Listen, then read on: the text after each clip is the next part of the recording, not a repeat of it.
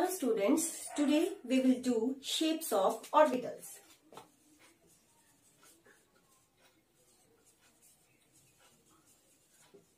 Orbitals कौन कौन से बेटा? S, P एंड D की हम आज शेप्स करेंगे. F की शेप्स बहुत ज्यादा कॉम्प्लिकेटेड है, बहुत ज्यादा शेप्स है, तो वो आपके सिलेबस में नहीं है. S, P और D की ही शेप्स आपके सिलेबस में है. ठीक है, तो सबसे पहले S ऑर्बिटल की शेप पता करते हैं बेटा कैसी होती है. तो S orbital is spherical in shape. Spherical होते हैं बेटा और नॉन डायरेक्शनल होती है. ठीक है, कैसी होती है शेप? सर्कल में ऐसे 3 एक्सिस में. ये एक्स एक्सिस हो गया, ठीक है, ये आपका वाई एक्सिस हो गया, ठीक है, ये Y axis, X axis, Y axis and Z axis में इस तरह की सर्कुलर शेप होती है. किसकी? स्फेरिकल शेप होती है एस ऑर्बिटल्स की. ठीक है ना, मतलब इलेक्ट्रॉन स्फीयर में कहीं भी प्रेजेंट हो सकता है बेटा. ठीक है ना, क्योंकि हमने क्या बात करी थी कि फिक्स पोजीशन नहीं पता लग सकती है इलेक्ट्रॉन की. So there is always a probability of finding the electrons. Okay, तो इस स्फीयर में कहीं पे भी इलेक्ट्रॉन हो सकता है. अच्छा, ये तो है. अच्छा, एक और चीज है, ऐसे बीच में अगर कोई आपके पास स्फेरिकल एरिया है बेटा, ठीक है ना, एक ऐसा स्फेरिकल एरिया, ठीक है, जहां पे probability of finding the electron 0 होती है. क्या होती है? Spherical area where probability of finding the electrons is 0, that is called node. क्या बोलते हैं उस एरिया को? नोड बोलते हैं बेटा. नोड वो स्फेरिकल, जैसे ऑर्बिटल में कोई भी एक्सिस स्फेरिकल सा एरिया हो जाएगा बेटा, ठीक है ना, जहां पे प्रोबेबिलिटी ऑफ फाइंडिंग इलेक्ट्रॉन्स 0 होती है, उसको हम क्या बोलते हैं बच्चे? नोड बोलते हैं. ठीक है, समझ आ गया ये? ठीक, ओके. अच्छा, जैसे एस ऑर्बिटल्स में भी ना एनर्जी क्या होती है? इंक्रीज करती है. जैसे जितना छोटा होगा, जैसे 1s की एनर्जी कम होगी, 2s की ज्यादा होगी, तो एनर्जी जैसे जैसे हम शेल्स में जाते जाएंगे, एस ऑर्बिटल्स की एनर्जी भी क्या होती जाएगी? बड़ी, मतलब हाई होती जाएगी, और उनका एरिया भी क्या होता जाएगा? बड़ा होता जाएगा. ठीक है, नेक्स्ट आपके पास क्या आता है? पी ऑर्बिटल आता है बच्चे. ठीक है ना, पी और, ठीक है ना, पी ऑर्बिटल की शेप. पी सब शेल में 3 ऑर्बिटल होते हैं बेटा. क्या बताया था मैंने? पी सब शेल, एस की वैल्यू कितनी होती है? एस में एल की वैल्यू कितनी होती है बेटा? 0. तो एम भी कितना होता है? 0. पी में मैंने एल की वैल्यू, एल का था एजीमुथल क्वांटम नंबर की वैल्यू कितनी बताई थी? 1. तो एम की वैल्यू कितनी होगी? प्लस L2 माइनस L, तो +1, 0 एंड -1 होगी बच्चे. तो पी कितनी, एम की वैल्यू कितनी आई? 1, 2, 3. एम हमें किसके बारे में बताता है? ऑर्बिटल्स के बारे में. सो पी सब शेल में कितनी ऑर्बिटल्स होंगे बेटा? 3 ऑर्बिटल होंगे. px, py and pz. क्योंकि जो ऑर्बिटल वाला कंसेप्ट है ना बेटा, ऑर्बिट 2D में था. जो वो हमने ऑर्बिट की बात बताई थी ना, वो 2 डायमेंशनल था, लेकिन ऑर्बिटल 3 डायमेंशनल है बेटा.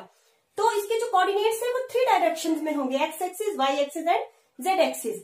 ये simple probability of finding electrons है. ऑर्बिटल 3D में है ऑर्बिटल.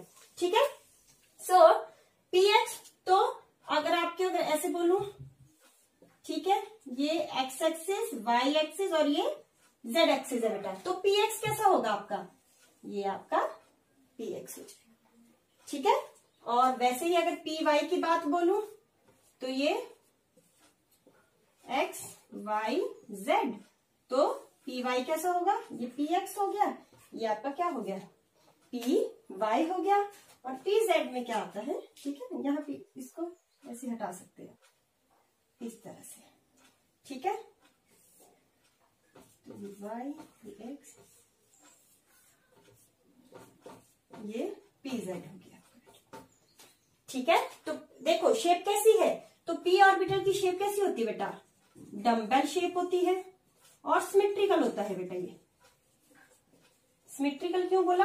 क्योंकि जितना लोब एक साइड होता है, उतना ही लोब क्या होगा? दूसरी साइड होगा. तो बेटा ये सिमेट्रिकल है और क्या है? डम्बेल शेप है. ओके, लग गया पता? ठीक है, अब आगे डी ऑर्बिटल्स की बात करते हैं.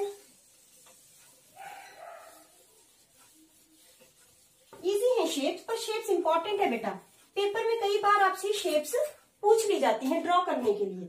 ठीक है, डी, तो डी सब शेल में बेटा देखो, डी सब शेल में एल की वैल्यू कितनी थी 2, तो एम की वैल्यू कितनी आती +1 +2 +1 0 -2 -1 कितनी आई 1 2 3 4 5। तो मतलब जितनी एम की वैल्यू होती है उतने ही क्या होते हैं बच्चा, ऑर्बिटल्स होते हैं। तो डी सब शेल में कितने ऑर्बिटल्स होंगे 5 ऑर्बिटल्स होंगे। कितने होंगे 5 ऑर्बिटल्स होंगे। और वो कौन कौन से होंगे dxy, dyz, dzx, dx² - y² and dz²। Okay, so इनकी शेप्स, डी आपका जो ऑर्बिटल है वो डबल डम्बेल शेप होते हैं, डबल डम्बेल। ठीक है ना, डबल डम्बेल। जैसे पी में एक ही लोब था ना, सिर्फ एक एक्स, और इसमें एक्स और वाई। ठीक है ना, तो डबल डम्बेल मतलब एक लोब यहाँ पे होगा पूरा, ठीक है ना, और एक यहाँ पे होगा वाई एक्सिस में। चलो देखते हैं। ठीक है, ये देखो ज्यादा है थोड़ा, तो ये कर देती हूँ, मिटा देती हूँ यहाँ पे। ठीक, तो ये आपका एक्स एक्सिस आ गया बेटा, ये जेड एक्सिस मान लो, और इसको वाई एक्सिस मान लो। ठीक है ना, एक लोब को बेटा फिक्स रखो इस डायरेक्शन में। ठीक है, ठीक, ये लोब फिक्स हो गया। किसके बीच में है, एक्स और जेड के बीच में। ठीक है, और अगला क्या है, अभी कौन सा बना रहे हैं मैं, डी एक्स वाई। तो अगला किसके होगा, एक्स और वाई के बीच में। ठीक है ना, तो ऐसे बनेगा ये देखो, एक्स और वाई के बीच में आएंगे लोग। ये वाई है ना आपका, ऐसे देखो, इधर देखो, ऐसे वाई। ठीक है ना, तो एक एक्स और वाई के बीच में, इसको फिक्स रखो बेटा। ये सब में तीनों में फिक्स आएगा। जैसे ऐसे अगला वाला कैसे बनेगा आपका, एक्स वाई जेड, ये मैंने बोला फिक्स रखो इसको। ठीक है ना, इसको फिक्स रख दिया। एक लोब, मतलब एक लोब को फिक्स करेंगे। जैसे आपके 3D में चारों तरफ तो बराबर है ना, अगर इसके साथ आप इस दूसरे को भी घुमाते रहेंगे तो वो क्या हो जाएगा, फिर तो वो सारे एक बराबर होंगे। एक को फिक्स रख के दूसरे को घुमाएंगे तभी तो शेप आएगी। ठीक है ना, 3D में एक को फिक्स रखा, दूसरे को घुमाते रहे। ठीक है, या तो देखो अगर इस जैसे ये है, इसको फिक्स रखा तो एक पोजीशन यहाँ आएगी, एक पोजीशन यहाँ आएगी। इसको भी घुमाते रहे, इसको भी घुमाते रहे, तब तो चीजें सेम ही नहीं हो जाएगी। ठीक, तो डी वाई जेड, एक ये फिक्स रखा। अब वाई और जेड कौन सा है, एक ये और एक ये। देखा, आ गया। इस तरह से इजी होगा। अब तीसरा भी बेटा, इसको फिक्स रखो। अब यहाँ पे ये x है, ये z है, ये y है। अब ये है dzx। अब z और x को कैसे ड्रॉ करेंगे बेटा, z और x के बीच में क्या है, ये y की लाइन है ना, तो y की लाइन के ऊपर इस तरह से बना दो, इस तरह से बना दो।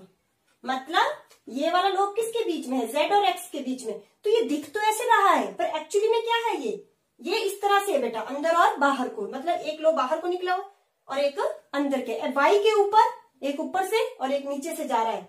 ठीक है ना, इस तरह से 3 डायमेंशन में होगा। जैसे z इधर को, x इधर को, y इधर को। ठीक है ना, तो x और इसके बीच में इस तरह से लोब जाएगा, ऐसे अंदर से। 3D में है ना ये, 2D में हम सिर्फ उसको ऐसे रिप्रेजेंट कर सकते हैं। समझ आई बात? ओके, ठीक है। अब क्या बचे, इसको मिटा देती हूँ। ठीक है, अब कौन आया, dx² y², ये इजी है, x y z, तो dx² और dy² इस तरह से होगा बेटा, x एक्सिस के ऊपर और y एक्सिस के ऊपर ड्रॉ करते हैं। ठीक है, लग गया पता? ठीक, तो ये आ गया dx² - y²। और लास्ट आपका जो आता है दैट इज dz²। dz² बेटा उसका इस तरह से लोब होता है एक। ठीक है, और यहां पे इस तरह का एक एरिया होता है। ठीक है ना, सर्कुलर, मतलब एक लोब के ऊपर इस तरह से सर्कुलर एरिया होता है, where probability of finding the electron is, यहाँ पे इलेक्ट्रॉन डेंसिटी बहुत ज्यादा होगी। ठीक है, मतलब एक लोब तो ऐसे Z पे जा रहा है और दूसरा लोब उस Z के ऐसे सर्कल में है उसके चारों तरफ। जैसे मैं एक लोब हूं ना, तो मेरी, ठीक है ना, इस तरह से सर्कल में होगा जहां पे इलेक्ट्रॉन डेंसिटी बहुत ज्यादा होगी। ये भी Z² है। समझ आ गया? शेप्स अच्छे से पता लग गई बेटा? ठीक है ना? ये शेप्स बहुत इंपॉर्टेंट